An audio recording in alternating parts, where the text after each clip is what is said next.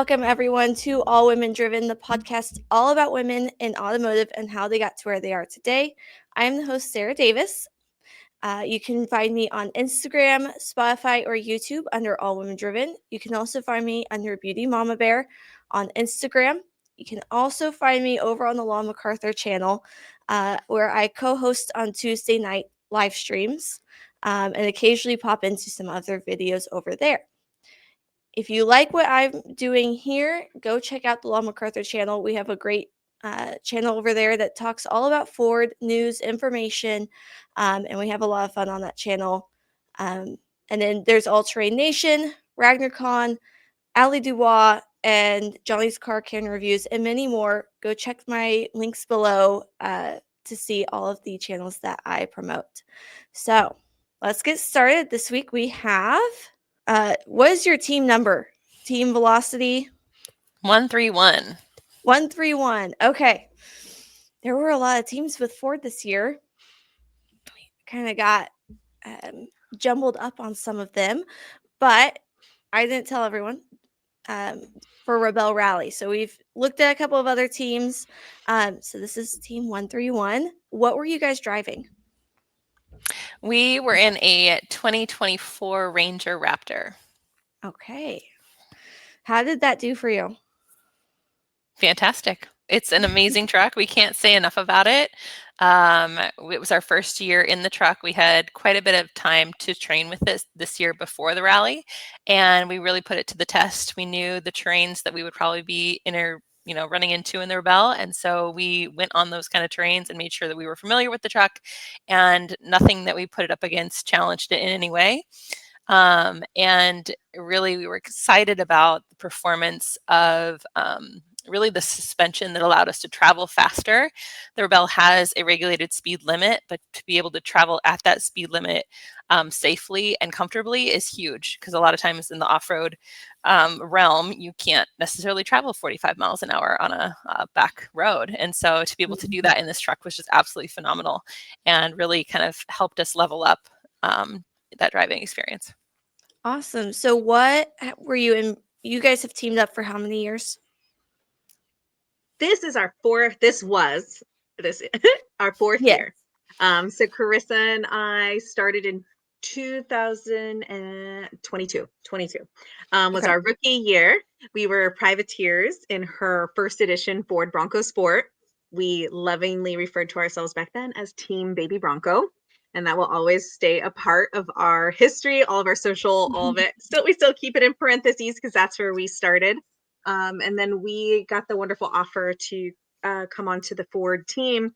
And they originally asked us to come on, kind of stay in that X-Cross category and potentially be in the Ford Maverick. And we were like, fantastic, we'll be team baby truck. This will be awesome.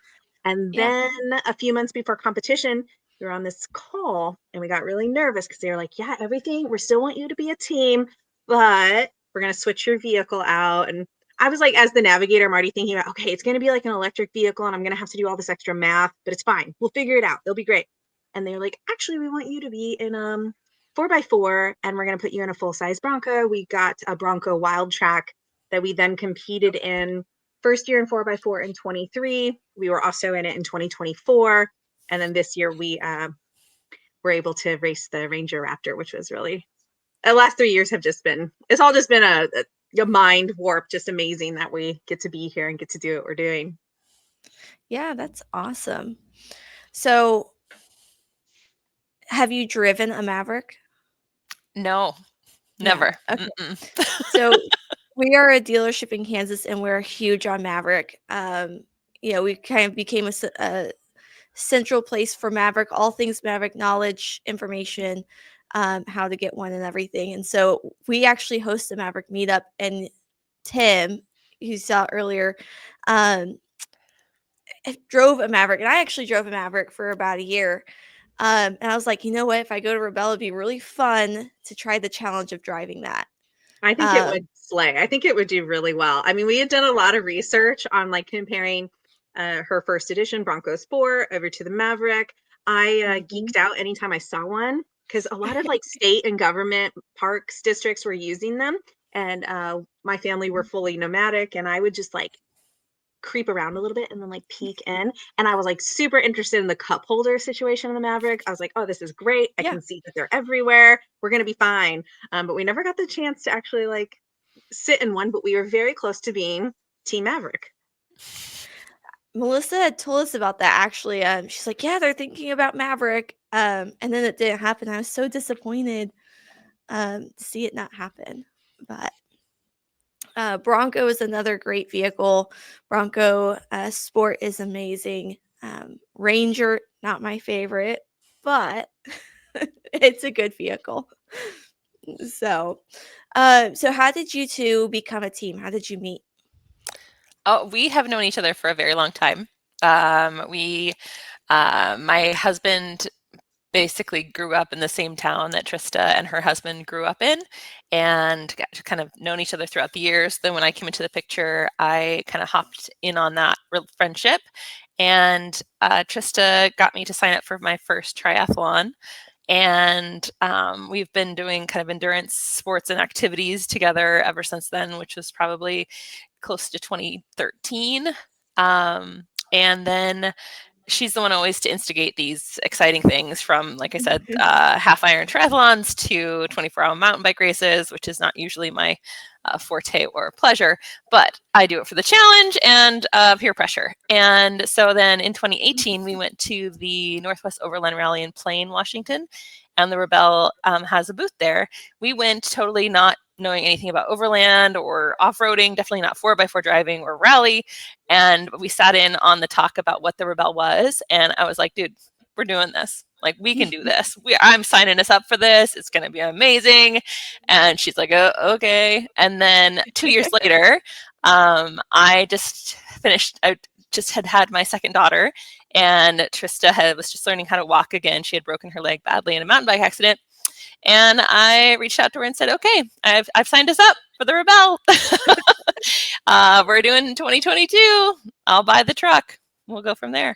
So, and then we just really dove in that year because we knew what was going to be required of us, and we had no knowledge of navigation or off-road driving at all. So we spent the entire year training the best we could here in the Pacific Northwest, in near Seattle area, and the rest is history as far as the Rebelle goes. But that's kind of our background and how we teamed up, and we've been consistent teammates in the Rebelle for the last 4 years, which is a little bit rare. And for me, I don't feel like it's unexpected for us, but for most teams, that's not a norm. Okay. So I got to talk to your husbands a little bit at the finish line. Now, they don't usually allow public, family members, or anyone else to be at the finish line besides Rebelle officials and media. So how was that different this year versus past years? It was awesome. It was so exciting. It's what we knew. I guess what we knew the event kind of needed, and we're hoping that they figured out the logistics, liability, kind of whatever was needed for us, rules, motorsport, to have other people there at the finish line. We just knew it's like you can picture anything. If you're crossing like an Ironman finish line, like who you want to see and who you like is everybody who got you there, who's also sacrificed, who's also made the decision to support you along the way. As Karisa said, this isn't just like I'm just going to do this thing. It takes us a lot of training, a lot of practice. It's really years of devotion. I am relentlessly thinking about this all the time as a navigator. It's just, I don't go anywhere or do anything. If I am like washing dishes, we were just at the gym this morning, I just start like losing my thought on being like, oh, I just start thinking about the checkpoints and the challenges and the things I can do better and what I love. And so it's something that's just ever present. We train a lot. We are both moms. So a lot goes on to our partners. Anytime you have to single parent is a big deal. And they do it for us quite a bit. And then we have grandmothers that hop in and help. So it's really a truly like a family and team effort to get us here and for us to get to do what we do. So to have that presence this year was so special. We tried not to let it be a distraction because you knew they were there. You knew they were watching. We knew they were flying in the night before. So we already knew like, oh my gosh, they're in the ground. We're a couple hours away from them. But that like marching and that like struggle all the way to the finish line that day was such heated competition. And we knew that they were following our steps. We knew we were potentially giving them a heart attack when we almost didn't go back for our last checkpoint of the day. It was really amazing to know that they were there, and obviously they were on pins and needles and very excited. And the extra amplification of, for the second year in a row, Karisa and I were coming across the finish line without days of information. So when we came across the finish line this year, day 8, we had only had placings and scorings and information from finishing day 6. So we headed out day 7, sand dune stage, big epic stage. We had no idea. We knew that us personally as a team, we had kind of done our best day in the dunes. We had figured out a little bit of extra, like how I can support her while she's driving in that really tough terrain. We had worked really hard on just like everything that's required in that skill set, but still we were flying completely blind. And then going into the finish line, we don't know how everybody else did that day. We have to assume our competitors, our teammates just absolutely crushed it and nailed it. We know what we didn't get or what we had to leave out there. So to cross the finish line and our husbands to have that information was just wild. So they waited to tell us until they knew we had clicked in for the finish line. So we were like, done. Yeah. But it was so cool to see them and then also find out our results. The first thing I said to Tyler when I saw him was it enough? And he was like, enough for what? And I was like, oh my God, you know what I mean, right? You have to know. We've been talking about like how we're working so hard to get into that podium placing. And he was like, was it enough for second? And we're like, what? And then he forgot that we, of course, were flying blind. So we didn't know how the sand dune stage had gone. So it was just this really, I don't know, Karisa, just like super special, kind of overwhelming. Also like a little bit of disbelief, maybe a little bit surreal of how the last 2 days had gone. Yeah. I heard it was a harder year with the rain and weather. Did you guys have leakage in your tents? Oh yeah, definitely. We share a tent, and we definitely, our tent is really good at keeping water in. It's waterproof in one way or the other. So when the water came in the top, it didn't go anywhere. It stayed in the tent. We had our sandals and like mats floating around in the tent. But something my husband also drills into us, like, we can handle it. We can handle it better than anyone else. So if something happens bad to us, like, we got this. And so I'm here like trying to I'm like flying the tent like a kite, trying to air it out. And Trista's like, don't make this fun. Yeah, I'm like, this is not fun. And I'm like, look at me. Like, if I let go of this, it literally would fly across the desert. So, but no, yeah, it was wet and miserable, but we had some foresight to pack all our stuff in our waterproof bags. As far as our bedding goes, we had a little bit of seam leakage, but nothing drastic. We should have put the stuff in the truck, but we had it in the tent. But it really ended up not being as terrible. I think the wind keeping me up was more impactful for my sleep than the actual like wetness of the tent, which was all right. Yeah. Yeah. I heard someone had their down coat blocking the entrance and it got soaked. And then someone else luckily had put something up against like a blanket or something and it kept the water out at the bottom. There's just been, I've heard quite a few stories and it just sounds rough. But if you have the right attitude about it, you can get through it. Yeah. And I think like the weather was pretty intense this rally, but the actual like gameplay and the actual like scoring, I don't think it was that crazy. I think it made sense when you were out there, and like it started out pretty gentle and then you knew it was going to ramp up like always, but it still felt like Emily and Chrissy and all of them designing the course, it still felt like they were still trying to make it fun. They weren't trying to beat you down. It wasn't challenge after challenge after complication after complication. It was still set up in a way this year that really was set up for enjoyment and challenge. And so it kind of, I don't know, I felt like it really balanced itself out this year and made for a really awesome rally.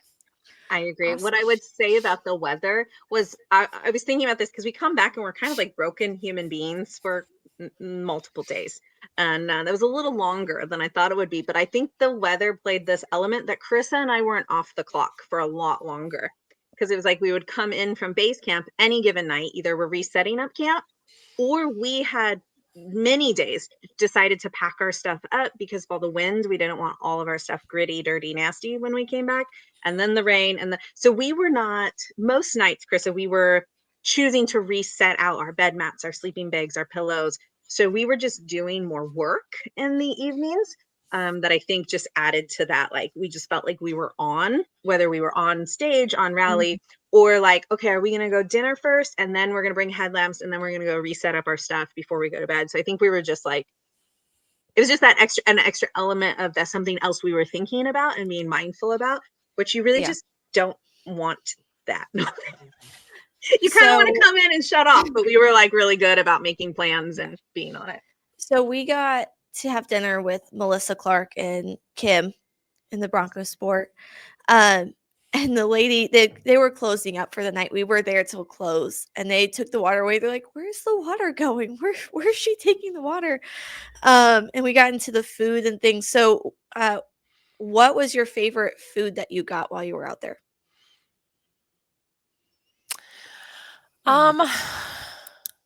We talk about this in the car when we're at the finish line, like hoping what the dinner is going to be that night. But I think, during the rally, I think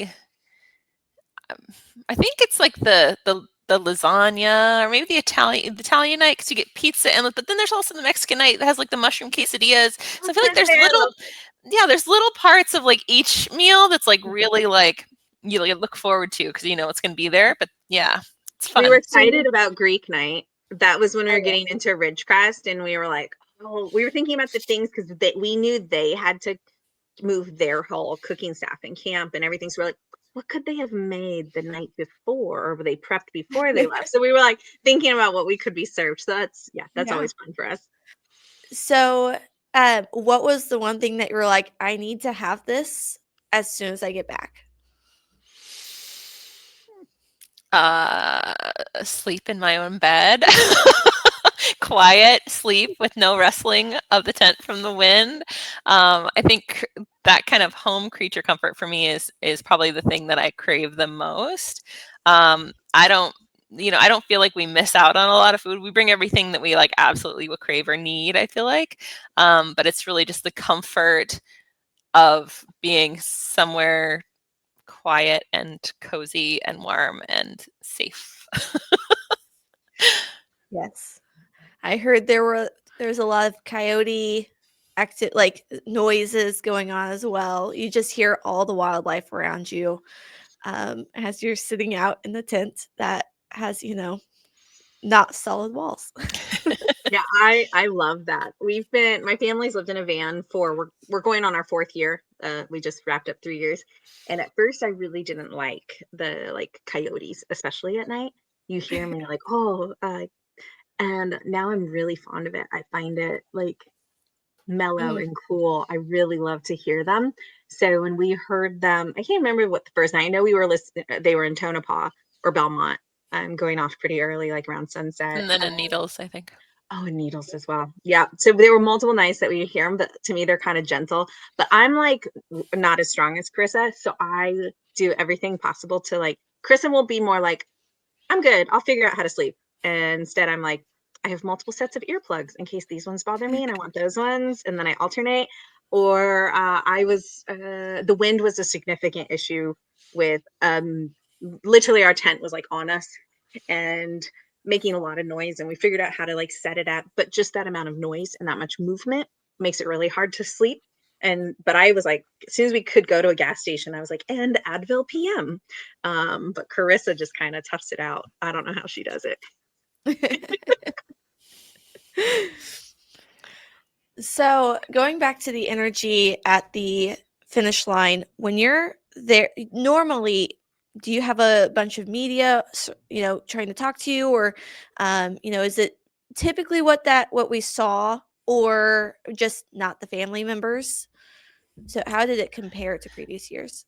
I feel like, we've definitely had like sponsors show up before, which was unexpectedly. That was really amazing. Meet us just the finish line before. And Ford being there, congratulating us. But I feel like the energy this year was just really different for many reasons, not just because our family member was there, but just knowing how much we had put into the last 3 days as far as our personal energy and how hard we had pushed and tried, and not knowing the score and coming in kind of blind, and then to come to the finish line and learn how well we did was just exceptionally powerful. And then, okay, now you are, you did get a stage win in the sand. You did get, you're in line to get second place. It's not official yet, but like that's what the scores are showing. And so just, I think, the media was there, obviously, and it usually always is. And it's, usually Rebelle media over anything else. But then just our fellow competitors coming up, because that's, really what you see is your fellow competitors coming up and just being so stoked for you, and knowing like your whole journey, and knowing, how long you've been trying and doing this and working on this, and just having those like words of support and encouragement, and like how stoked people were. It was just really special. More than the media, I would say. And then, on top of that, having our husbands there was just absolutely fantastic and super inspiring. Yeah. Yeah. So, Trista, I think it was your husband maybe that asked me the video. How did that video turn out? Awesome. Sorry, I'm like, which one? You got the running, right? That was you. He's like, I'm gonna run up to the car and stuff things in, and I need you to capture it. And then as he's running up to the car, you take off running. And he's like, new plan. Oh my gosh, that's awesome. I didn't even know that he was like flexing, but we were, so coming, the video's great. We were coming into the finish line tight, but not like, not necessarily that it required that I run in. But there was also, like, in my memory, at least, they had told us that the finish line was, I want to say 100 meters, Karisa, that we had to click. That ended up actually being changed to like 1,000, or just something crazy. They ended up making a really wide buffer, but we didn't know that before we left. And so I had asked the question before we left, and they said, I'm pretty sure they told everybody that the finish line was like 100-meter radius. And we were in line pretty, as you saw, like we were pretty far back there. A lot of cars had come in at the same time. We had been descending that mountain with like kind of all our top competitors. So we all rolled in at the same time. And in my head, I'm like, we're going to be here for a while. And I'm still kind of like, we shouldn't really talk to our partners and do everything until we're like, we've clicked, we're kind of done. We're like, we've done that final click in to camp.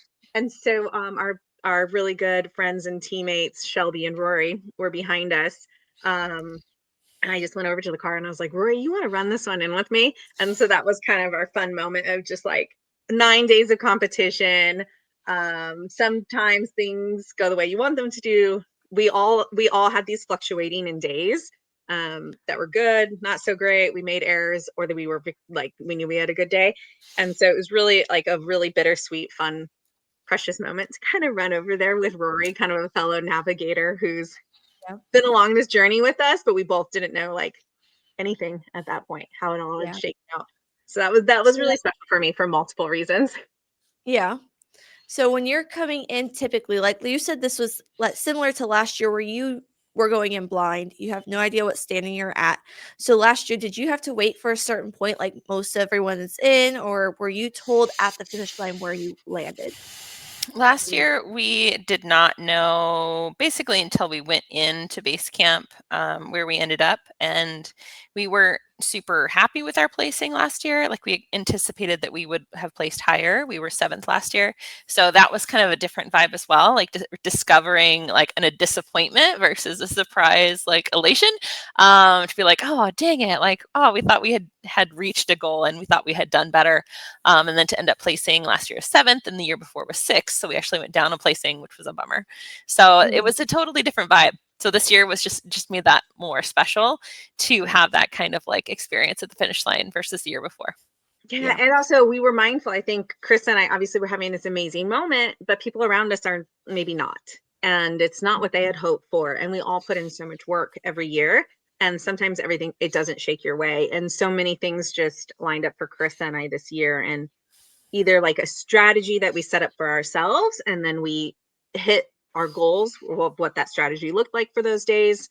Yeah. So I was like, that kind of gave me goosebumps, like thinking at the finish line is like, this was a good year for us. This was kind of our year. It lined up. And also being like aware that not everybody's crossing the finish line with that same kind of feeling. Mm-hmm. So is this the highest you've ever placed? Yes, definitely. Yeah, we have never podiumed before in X Cross or 4x4, so it's a really big deal. Awesome. That is amazing. So going into all of this, you said you've been preparing for the last year. Where do you like to go to train? We since we live in Pacific Northwest, it's hard for us to really train locally in similar environments that the Rebelle is going to send us to. So we kind of just pick an area in the desert. We spend a lot of time anywhere like outside of Las Vegas. We also spend a lot of time in the Glamis sand dunes because that's one of our biggest challenges as far as driving and navigation goes. We want to make sure that we are as skilled and experienced in that, or refreshed even. So really it's that, whole desert line from Nevada to the bottom of California that we really spend a lot of time going up and down. Okay. Yeah, I'm in the middle of Kansas. We have no terrain. Yeah, exactly.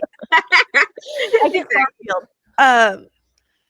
But it's 6 hours to Colorado where I could rock crawling, which is a different terrain than the desert. So even at that point, it's different. So I understand not having the terrain you need to prepare. So what's your favorite terrain? Do you prefer the rock crawling, the desert, the sand dunes? What's your favorite terrain? I have strong feelings about this. But I come from a navigation point. I love desert navigation. I love when we're in I'd say Ridgecrest especially is a hard place. Ridgecrest is one of the hardest places for me as far as like similar to Johnson Valley or actually Glamis. Everything actually runs in an odd way, so your brain and body want to make it north south. But I love it when we're running the desert. I love when we're running this year to finish. I've always been like, man, I just love the finish line to be like a true desert stage. And then we raced the Heart of Mojave coming back this year. I mean, I just love that stuff. I love not being overwhelmed by topography. I like, and I love connecting trails. That's one of my favorite things actually when we're in Ridgecrest or somewhere weird like that, where it's really tight. I like finding the maze really fast or like picking my stuff. Also, Chris and I just love rocks. So that's where we find a lot of rocks. Yeah, rocks are cool. Yeah. I'd say for me, very similar. As far as very specific, though, I like it when there's a day that we have really fast, smooth, like trails and we're just zooming, but I don't want that the whole time because then I get bored and then I'm like, I'm gonna fall asleep. So then I need like some challenge. I need some rock, I need some dip, I need something to look out for, but I don't want that the whole time either. So I need that balance of like really smooth, beautiful road, and then it gets like really rocky. I forget every year, and then I remind myself during the rally, I like to anthropomorphize the trails. So I basically give them human characteristics. And I'm like, yeah, some trails are really wonderful people. They're just fantastic. And we like to talk and chat, and like some are just complete jerks. Like we don't even want to mess around. So it's something that I revisit every year. I'm like, this trail is amazing. I love you. And then the rest I'm like, this is the worst. You are awful. You are a terrible person. So you make me trust you, and then you're a liar. Yep, exactly. Yep. It becomes personal.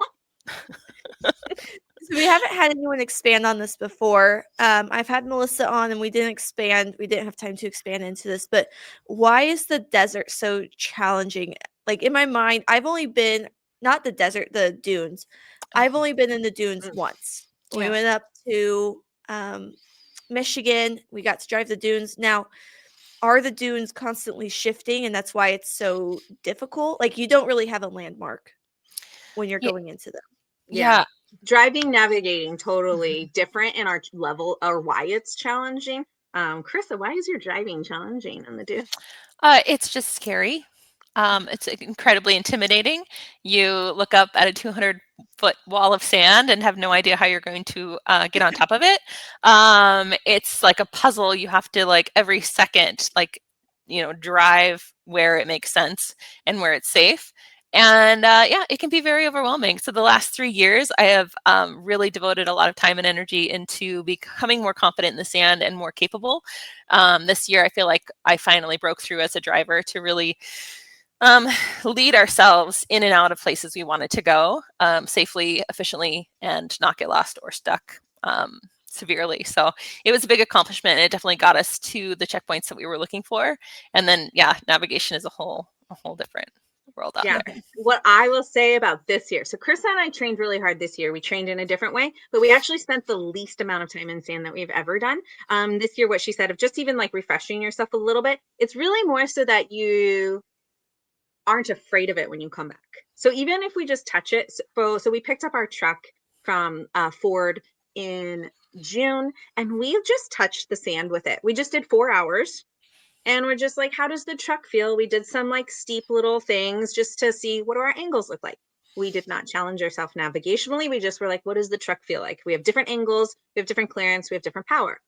And that was kind of it. We came back, we planned to do a different day, but the weather was not really in our favor. And so we also just did, I don't know, Krista, what were we out there that day? 4 hours, 6 hours, maybe? And we couldn't exactly do what we had wanted to do that day. We were just limited by what was safe and reasonable. So that's also a problem with training down. If you try to go down to Glamis, the weather just doesn't always line up for us to spend as much time as we think is reasonable.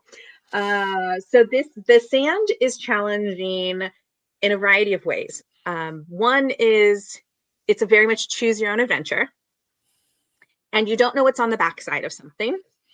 But I also need Karisa to drive in the trajectory that we need to go to get to that thing. So when we've gone out with other people who spend a ton of time in the sand, but they have an ATV or like a different kind of focus, you're like, we can't just stay on ridges and drive ridges the way that we want and then find a good spot. We can't veer so far. So we've learned different techniques of if I'm like, hey, Chris, I want to go on this heading, and what she sees is not good, because sometimes we just have something that we need to go around. Then we're adjusting on the map, like, okay, Krista, where do you want to go? Okay, that heading. Okay, well, we're going to kind of just follow along and do what we can. So navigationally, you can't see where you need to go, and you have to do it as close as you can, kind of leapfrogging dune to dune or sightline to sightline. I don't know. We've gotten better at that, a lot better at staying kind of on our headings. But it just makes for a challenge. And this year, what Emily, Jimmy, the whole team did for the sand dune course was phenomenal on so many different levels, and how they kind of refocused it and redid it in a way that those of us who were competing for hopefully top 10 top spots, we still were incredibly challenged and basically almost kind of had our separate course.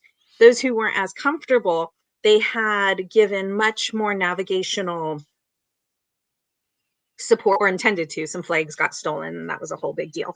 But they created a course that I think everybody could walk away and feel like they had successful moments in the sand, which I think is really hard to do. It's hard to create both pathways, and they did a really amazing job with that. They also took off, which was the thing I was most impressed with, is they took off some traditional checkpoints, which are anywhere you go, if you go into any sand dune network, which it sounds like there's always like art, memorials, things, and they took off of us. So they took away the traditional hill climb that everybody who goes out there knows where it's at.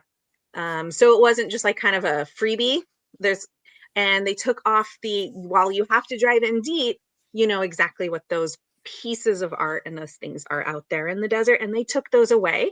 So those who do have more experience out there, it was a massive leveler, because instead of being like, oh yeah, we're going to drive in and go get those physical things that we know where they're at or their famous spots, those were removed. Instead, there was just a random dune, and we had to do our jobs. And so I think the whole group felt like, oh, cool, we're going to do our jobs a lot today. Like, we're always working really, really hard in the sand, but now we're just going to find like just a random dune or just so it was really cool. I thought like our trajectory of just how the sand dunes run, we can't cross over the spine, so we tend to do like a fish hook. That doesn't change. We can only drive a certain direction, more or less, kind of around the sand, or only go in so deep. But I really think they did an amazing job of pulling those things off. And that also really leveled the navigation and driving component to, we were all trying to find something that was new to us. Mm-hmm. That is a great explanation. Thank you. Like I said, I've only been in the dunes once, and it was to go have fun. We had a buddy that has a Bronco Raptor that took us out, and so I got to play a little bit. Absolutely love it. And my type of driving instead of rock crawling. Rock crawling's a little bit too slow for me. Yeah, the dunes, we have to keep up speed. That's one of the things too, is like these stock vehicles, we need to have a little bit more speed or momentum. So they negotiate different speed limits for us than are not normally required on certain areas of the sand. And it's wonderful. We're kind of to the point now where we're like, okay, maybe this is fun. Because we know a lot of people go out there and just have fun. And we are like, yeah, like we're in a stock vehicle. We got to be careful. I think Chris is really mindful of like making sure we're never in bad positions for what that looks like in a stock vehicle versus something that is lightweight and has a super amount of power. Yeah. So Tim has a Bronco Big Bend with upgraded suspension, tires, and a couple of other things done to it. And so we took it out there. First day we got up Test Hill. Second day couldn't make it, and we're just like, okay, so what was different? We had to talk to our buddies. They're like, the sand was different. The texture of the sand was different. You needed to air your tires differently.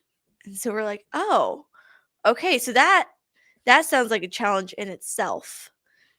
Because one day you're out there, everything's one way. Then overnight it could rain or something could happen. New terrain. Oh yeah. And just the angle in the sun, like, is there a cloud? Is there no clouds?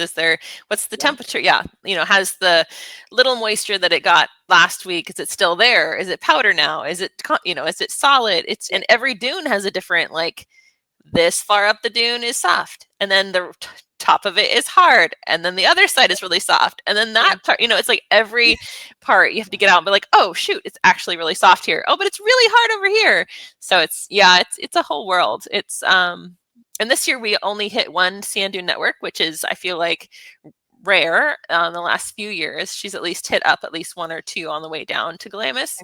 But this year was just Glamis, which was for us great. Fantastic. I mean, we won the sand dune stage, so like we did well, but to not have sand until Glamis was also appreciated. So did you have any oopsies this year that you were just like, shoot? Oh yeah. They're unavoidable. They're unavoidable. And I mean, it's a great story if we have a minute, but like we just had a really crappy, I don't know, Chris, 45 minutes an hour. Mm-hmm. Just like because I heard this back in the day. I mean, probably honestly, when Chris and I in 2018 were at that first Overland Rally, I remember sitting at this rando guy workshop thing, and he was talking about strapping things down in your vehicle, whatever. But he said something, and I've heard it said over and over and again, that the mistake you make is never the first mistake. It's the consequences of the like 3 before it. It's like, actually, you made a mistake back here. And maybe it's exactly what you're saying, Sarah, of like, did you walk out and test the sand, and then did you air your tires down right? And then did you? So it's really like, it takes you a couple. We, leaving Ridgecrest. So day 6, I think, I don't know. I know it was leaving Ridgecrest. So it had to have been day 6 because Ridgecrest was day 5. I had one of the only times where I clicked where I thought I was, and I was not where I thought I was. And in our Rebelle world, it felt like a very, very apart, very, very apart. But really, if I was like in a city block, I'm like on this corner of the block instead of that corner of the block. But in the Rebelle mountains and world, that was very far. And so I had, at that point, wide missed us. We're -10. And I think I can fix it, and I don't fix it. And on top of that, at that point we're in this tight little canyon area, and we have a vehicle in front of us that's stuck. They've made contact, and a rock that's on the side is now Into on the them. vehicle. And may or may not, it looks like, cause some serious harm to a wheel or tire. And so we're the third car in line of this happening. There's one car in the middle. And I'm just like out the car, gloves on, because while I care a lot about that vehicle being safe, I'm more like, we have to get through. And if something bad happens here, we're stuck. We can't even turn around in this area that we're in. We're kind of in like this little slot area. We would have probably figured it out, but it was not going to be at all. So I'm out, gloves. We get the boulders off the car. The other vehicle gets through. We're citing Krista. We get Krista through. But when I hop back into the car, what's happened is our car's like freaking out.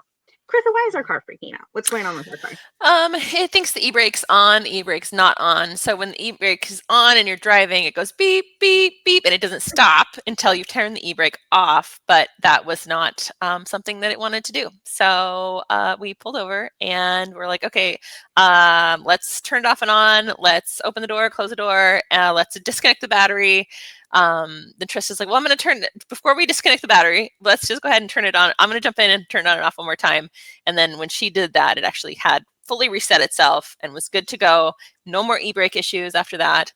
And we headed down the road. Trista's still in her misery that she has not recovered this.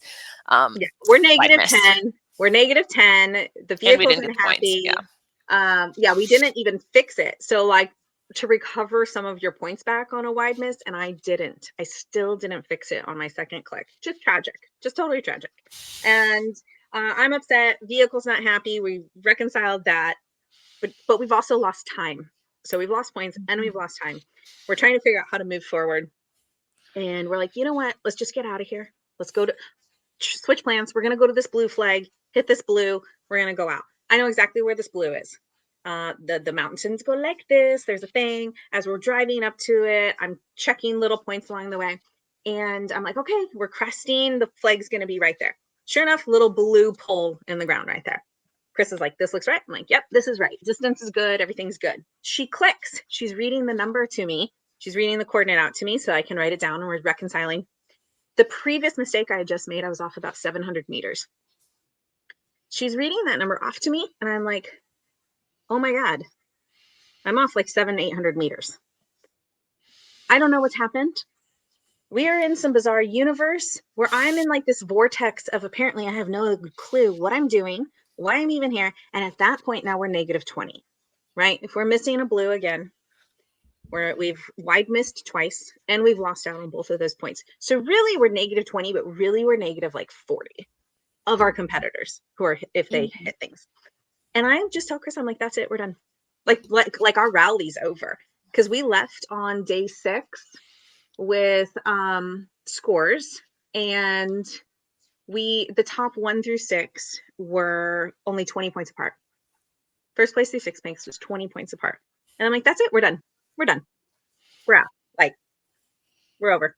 And Krista, we're super sad, we're mourning. And I'm like, let's just go out to the road. Let's just get out of this area. She's like, yep. That's our conversation that we have. We're just going to get out. We start driving out. Then what happens, Krista? I said, well, Trista could not figure out what had happened. We couldn't find the blue that we were supposed to find. It's nowhere to be found. And I'm like, well, let me just check the tracker one more time. It was a 0.18 instead of a 0.81. So I read her the wrong number. So we actually was our blue and we were fine. And then she was so happy. And I was like, see, isn't it better this way to like make this almost better? You know, forget that wide miss. We could have been so much worse. She said, she's like, see, Trista, it could have been so much worse. So, and then she was like, you know, right before she realized that maybe she had read the tracker wrong, she's like, I was gonna ask you how you were doing, but now I'm gonna wait another hour and I'll check in. Like, yeah. And so then we just drove down, and but the key to all of that is we all have those crap moments, and I don't think it's ever just one moment. It's something leads to you being tight on time that maybe you didn't make a right decision and now you don't have time to fix it. And it's really a series. So I think all of us as competitors are going to have that. God, we hope it's a half hour. then maybe it's going to be a half of a day. Maybe it's going to be an hour. Maybe it's whatever it is. To our, I don't know, I guess to Chris's benefit mostly, we shake those off as fast as possible. So I had already wide missed us. I was sad, but you know what? We're moving forward. We're getting this blue flag. And then I thought, all of it was lost. But then even thinking all of it was lost, it's like, let's get out of this area and reset. And we're going to go. Let's just go. Let's just get out. And I think the faster we can do that, because the Rebelle is not a game of perfection. None of us, you are not going to be perfect. Some days, like a Ridgecrest day, a Glamless day, the OHV areas are always going to have more than we can probably physically go for. They want us to have to make those strategic decisions, which also means we have to strategically decide what we let go, what we decide is something that's too much time or not as important, and those decisions never feel good. But I think it's something that like we have to shed our mistakes as fast as possible. So we are not playing a game of, Chris and I learned, I think we said this a lot to each other this year. We are not playing a game of perfection. We are actually controlling point attrition as much as possible. We're playing a game of the least amount of attrition. We're not going to be perfect. We're going to make mistakes, all of us straight across the board. So how can we minimize our hemorrhaging? How can we bleed as little points as possible? And a big part of that is like, you have to shed what just happened, or you're going to continue to not be in the brain space to make the right decisions you need to make for the next checkpoints coming. And you just start spiraling. So if you can stop the spiral as soon as possible, that's really, really, really, really key to being successful out there, because it really gets in your head. And in that moment, I'm like, clearly, Karisa, I have no idea what I'm doing. Like every day I have a moment where I feel like, well, I thought I was in a groove, but no. I would tell her like, you can make one mistake. That's your mistake for the day. All right, now we're moving on. The rest of the day is golden. I'm like, oh, that was my allotment. Okay, it's fine. I just used my allotted mistake today. Now we're moving on. Yeah. So one last question before we head out. Do you plan to join Rebelle next year? We 100% plan on joining Rebelle next year. However that shakes out, it's always, we never know, what the future holds, but we will be at the Rebelle 2026. Well, good luck. Have fun training. Thank you. Hopefully we can see you guys again. Sounds great. Thanks for having us. Thanks so much. Thank you. All right, everyone. Thank you so much for joining me for another week of All Women Driven, the podcast where we're looking into the past to drive women forward in the future in automotive. Join me next time. Don't forget to hit that notification bell. Don't forget to subscribe. Hit that notification bell to be notified every time I post a video. And we will see you next time. Have a great week, everyone.